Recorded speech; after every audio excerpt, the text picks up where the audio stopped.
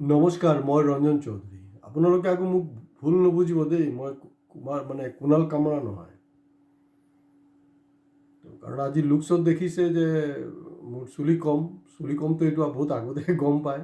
তো যি নহওক আজি টুপিখনো এৰাই দিছোঁ আৰু গৰম পৰিছে, ক'লা শ্বাৰ্ট। তো লাষ্ট যোনটো কণ্ট্ৰভাৰ্চি হ'ল, গোটেই মহাৰাষ্ট্ৰ জ্বলি আছে। তো সেইকাৰণে মই বাৰে প্ৰতি কৈছোঁ, আপোনালোকে ভুল নুবুজিব, মই কিন্তু কুণাল কামৰা নহয়। নাম্বাৰ 1। নাম্বাৰ 2, আজিৰ প্ৰায় 10 বছৰ আগত আপোনালোকৰ যেনেকৈ ভাগিন আছে নহয়, মোৰো ভাগিন আছে। মোৰ ভাগিনেও কৈছিলে যে মামা তুমিতো একদম তোমাৰ মুখত হাঁহি নাথাকে বুলিয়ে ক'ব পাৰোঁ, একদম গহীনকৈ কথা পতা, কিন্তু কথাবোৰ হ'লে এনেকৈ আমাৰ হাঁহি পেট ফাটি যায়। তো তুমি বম্বে গ'লে তুমি সেই কপিল শৰ্মাকৰো অৱস্থা বেয়া কৰি দিবা। তো তুমি তোমাৰ কেৰিয়াৰটো চেঞ্জ কৰি লোৱা। মই কৈছোঁ যে বাদ দেও, এইবিলাক নালাগে, কেলৈ কৰিব লাগে। সি কিবা এটা খাই আছে আৰু মোৰ লুকছ বা মোৰ প্ৰেজেণ্টেশ্যনৰ কোনো কমেডিয়ানৰ কোনো ধৰণৰ নাই নহয়। মানুহে কিয় আহিব কচোন বাৰু। মই বাদ দিছিলোঁ। তো যি নহওক, মই এইটো কৰিব খোজা নাই আৰু এটা কাৰণ। মই জানো আজিৰ দিনত মানুহ বহুত ডিপ্ৰেশ্যনত আছে, হতাশাত ভুগি আছে। অলপ যদি আমোদ প্ৰমোদ দিয়া যায়, সেইটোত কি হয়, আমাৰ চুগাৰ বা প্ৰেছাৰ লেভেলটো কমি আহে। মানুহৰ কাৰণেও এইটো ভালে বেয়া নহয়। কিন্তু মই জানো হয়তো যদি মই কালি কমেডি কৰোঁ, হয়তো 99.99% মানুহে ভাল পাব। কিন্তু মই কেতিয়াও নিবিচাৰোঁ যে 0.1% মানুহৰ মনত ক'ৰবাত আঘাত লাগক। তো আজি মই কাৰোবাৰ আঘাত লাগিব লগা একো নকওঁ, এইটো শপত লৈছোঁ। মই কাকো পিঞ্চো নকৰোঁ দেই, একদম নিশ্চিন্ত থাকক। খুব দীঘলীয়া ভিডিঅ' নহ'ব, সৰু চুটি ভিডিঅ' হ'ব। অলপ ধৈৰ্য সহকাৰে শুনক, শেষলৈকে শুনক। একনাথ সিন্দেক লৈ আপোনালোকে গম পায়, ইতিমধ্যে পেপাৰে ওলাইছে। কিন্তু ইণ্টাৰেষ্টিং হ'ল, এইটো লৈ আকৌ টক শ্ব' নাই অসমত। টক শ্ব' নাই দেই, বেলেগত কিন্তু টক শ্ব' হৈছে, টক শ্ব'ত নাই। আৰু আমাৰ ইউটিউবাৰ যিবিলাক আছে অসমৰ, তেওঁলোকেও সেইটো লৈ খুব এটা গুৰুত্ব দিয়া নাই। আৰু মই দেখিছোঁ যে অসমত এনেকুৱা ইউটিউবাৰ আছে, তেওঁলোকে খুব কমেডি কৰি থাকে, এণ্টাৰটেইনমেণ্ট সেইবিলাক। যিবিলাক এই ধৰণৰ কমেডি কৰে বা আছে, তেওঁলোকেও কিন্তু প্ৰতিক্ৰিয়া প্ৰকাশ কৰিছে। কিন্তু আমাৰ অসমৰ ইউটিউবাৰবিলাকে লাখে লাখে টকা কমাই আছে, কিন্তু যিটো সময়ত একজন কমেডিয়ানৰ ওপৰত এনেকুৱা এটা আক্ৰমণ আহিছে, তেওঁলোকে কিন্তু নিমাত হৈ বহি আছে দেই। তেওঁলোক কি ধৰণৰ কমেডিয়ান নাজানো। এতিয়া আচল কথাটো হ'ল, তেওঁ একনাথ সিন্দেৰ বেকগ্ৰাউণ্ডটো কি? একনাথ সিন্দে হ'ল কি, আমাৰ আছিলে, তেওঁ অটো চালক আছিলে দেই, ফটো চটো আছে তেওঁ যেনেকৈ আমাৰ প্ৰধানমন্ত্ৰী চায়বালা আছিলে। চায়বালাৰ অৱশ্যে কোনো এতিয়ালৈকে RTI মৰাৰ পিছত তাত হিচাপ নিকাচ পোৱা যোৱা নাই। কিন্তু একনাথ সিন্দে তেওঁ অটো চালক আছিলে। আৰু আমাৰ হাতত যোনটো তথ্য আছে, সেই তথ্যমতে তেখেত কিন্তু চকুত পৰিছিলে। কাৰণ আমাৰ যেনেকৈ ইয়াত AGP আছে নহয়, এটা আঞ্চলিক দল হ'লে তেওঁলোকৰ ট্ৰেড ইউনিয়ন ফাংচনিংটো নাই। কিন্তু শিৱসেনাৰ মহাৰাষ্ট্ৰত বহুত জবৰদস্ত ট্ৰেড ইউনিয়ন ফাংচনিং আছে। আৰু বালাচাহেবে সেই ট্ৰেড ইউনিয়ন ফ্ৰণ্টটো কৰিছিলে, আৰু তেওঁলোকৰ দপদপনি আছে তাত দেই। কিন্তু অসমত এই শ্ৰম পৰিষদ এনে এটা নাম খুলি থৈছে, আৰু AGP কাম নাই দিয়া, অকল কিবা কিবি কৰি থাকে। কিন্তু আজিলৈকে ক'ৰবাত কিবা আন্দোলন দেখিছে নেকি শ্ৰম পৰিষদত? নাই, কিন্তু নেদেখে আপোনালোকে। কিন্তু বাবা চাহেব আমাৰ তেখেতে সেইবিলাক কৰিছিলে, তেওঁ সেইটো কৰিছিলে। তো এইটো কৰাৰ সময়ত আপোনাৰ তেওঁৰ চকুত পৰিলে। তো লাহে লাহে তেওঁ অটো চালকৰ পৰা অটো সন্থাৰ তেওঁ নেতা। তো গতিকে সেইবিলাকতো ভোট বেংকৰ এটা পলিটিক্স। সূত্ৰপাতটো কিন্তু তেনেকৈ হৈছিলে দেই। আচ্ছা, আমাৰ ইয়াতো বেলেগ ধৰণৰ ঘটনা। ইয়াৰ আকৌ নহয় দেই, অটো চালক নাছিলে। হয়, তেওঁ স্কুটাৰ চলাবলৈ, তেওঁৰ বন্ধুৰ স্কুটাৰ চলাবলৈ খুব চৌখিন আছিলে। শুনিছোঁ তেওঁ নেকি মাজে সময়ে তেওঁৰ বন্ধুৰ পৰা এই স্কুটাৰটো, ঐতিহাসিক স্কুটাৰ লয়, লগতে তেওঁৰ বান্ধৱীকো পিছফালে বহাই ফুৰিবলৈ যায়। এইটো শুনিছোঁ দেই, সঁচা মিছা আমি নাজানো। আৰু মই আপোনালোকে হাঁহক এইটো মই বিচৰা নাই। জাষ্ট মই এটা কৈ আছোঁ যে কি হয়, মানুহ ক'ৰ পৰা ক'ত গৈ পায়। আৰু একনাথ সিন্দেক ঝেংটো লাগিলে ক'ত? একনাথ সিন্দেক ঝেংটো লাগিলে সেইটো কাৰণে, কাৰণ তেওঁক গাদ্দাৰ বুলি কোৱা হৈছে। ইণ্ডিয়াৰ, তেওঁৰ নাম লোৱা নাই, কিন্তু কাৰণ যিবিলাক ভাল ষ্টেণ্ডাৰ্ড কমেডিয়ান তেওঁলোকে কিন্তু খুব হেৰি নকৰে দেই, যেনেকৈ যশপাল ভাট্টি। মই যশপাল ভাট্টি মানে মোৰ হিচাপত তেওঁ মানে বেষ্ট কমেডিয়ান। আৰু ফিল্ম ইণ্ডাষ্ট্ৰিটো ধৰি লওক মই মেহমুদক মানো, মেহমুদৰ মুখত হাঁহি নাথাকে কিন্তু আনক হাঁহি থাকে।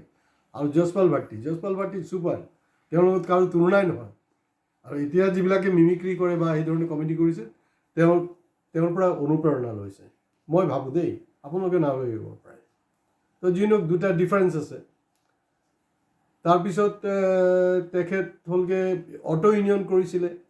আমাৰ জনে কিন্তু অটো ইউনিয়ন কৰা নাই, আমাৰ জনে ছাত্ৰ ইউনিয়ন কৰিছিলে, ছাত্ৰ সংগঠন কৰিছিলে। আৰু তেতিয়াই আৰু কোনোবা শইকীয়া ডাঙৰীয়া চকুত পৰিল, তেওঁ তালৈ লৈ গ'ল।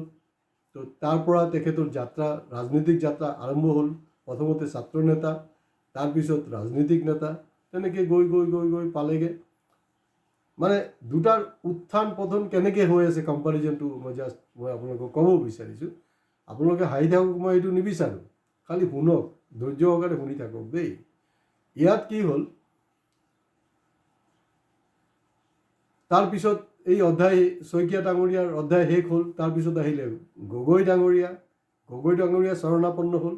গগৈ ডাঙৰীয়া শৰণাপন্ন হৈ তেখেত কিন্তু মুখ্যমন্ত্ৰীৰ নাছিলে ঠিকেই, কিন্তু উপ মুখ্যমন্ত্ৰী আছিলে। আৰু সেইটো কিন্তু আমাৰ ইণ্ডিয়া বিভিন্ন ক্ষেত্ৰত গ্ৰীনিজ ৰেকৰ্ড কৰি আছে।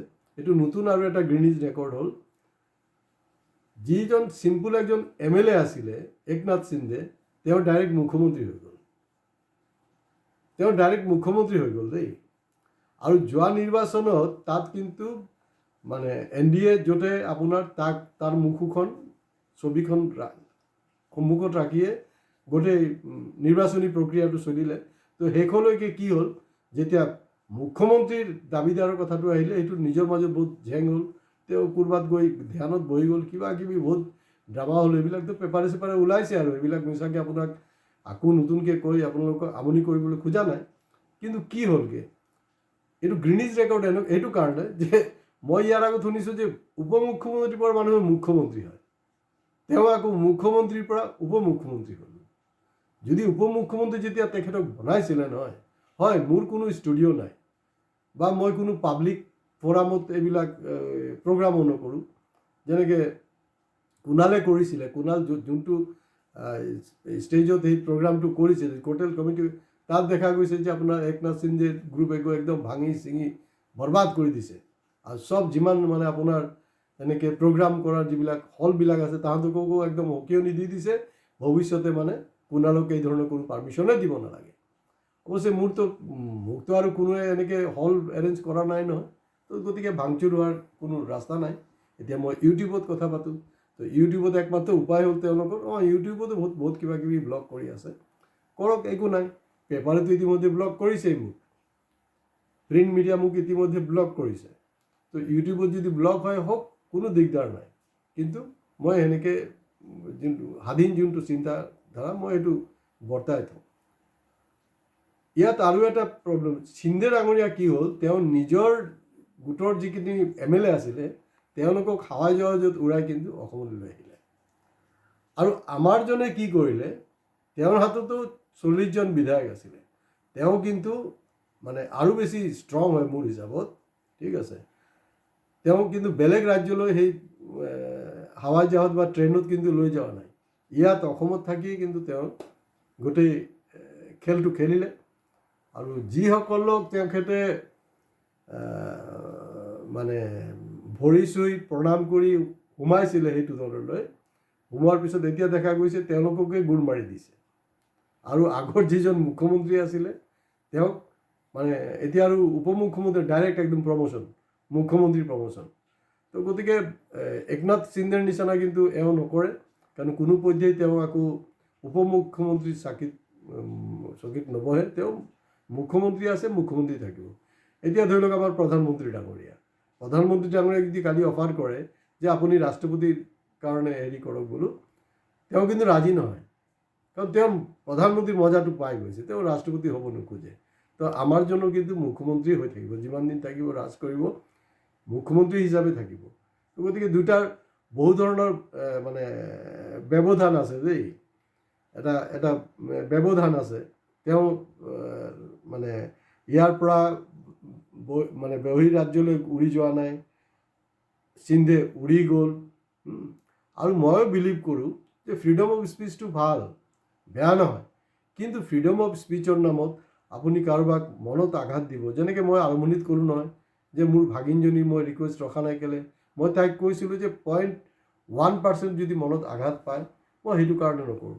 তো মই যিখিনি কথা ক'লোঁ, তো গতিকে সেই ফ্ৰীডম অফ স্পীচটো মই এইটো মই যদি আপোনালোকে ভাবে যে মই কমেডি কৰি আছোঁ, হয় এইটো কমেডি হ'ব পাৰে হয়তো কিছুমান মানে হয়তো হাঁহিব পাৰে, কোনো কথা নাহাঁহিব পাৰে, কোনোবাইতো গালিও পাৰিব পাৰে, কোনো অসুবিধা নাই। কিন্তু মই ভাবোঁ যে এইটো মই চেষ্টা কৰিম যে আমাৰ যোনটো সনাতনী পৰম্পৰা, এই সনাতনী পৰম্পৰা হিচাপে এটা সনাতনী কমেডি ইণ্ডিয়াত ষ্টাৰ্ট কৰাৰ কাৰণে। কাৰণ কোনে মাথাত ল'ব কওকচোন বাৰু, এই আপোনাৰ কুণালৰ কি অৱস্থা হ'ল, কি অৱস্থা হৈছে। কিন্তু হয়, কুণালৰ এই ঘটনাটোত কি হৈছে, অসমটো বাৰু বাদ দিয়ক, সেইটোতো বেলেগ ৰাজ্য আৰু বেলেগ কি মুঠ কিমাকাৰ। ইয়াত যিবিলাক কমেডিয়ান আছে তেওঁলোকে কিন্তু মনে মনে আছে, কোনো ধৰণৰ প্ৰতিবাদ নাই, কোনো ষ্টেটমেণ্ট নাই, ঠিক আছে। কিন্তু ইণ্ডিয়াৰ বেলেগ বেলেগ ঠাইত হৈছে। আৰু এই কুণালৰ এই ডিবেট, এই বিষয়টো, এইটো কিন্তু একেবাৰে আন্তৰ্জাতিক পৰ্যায় গৈ পাইছে।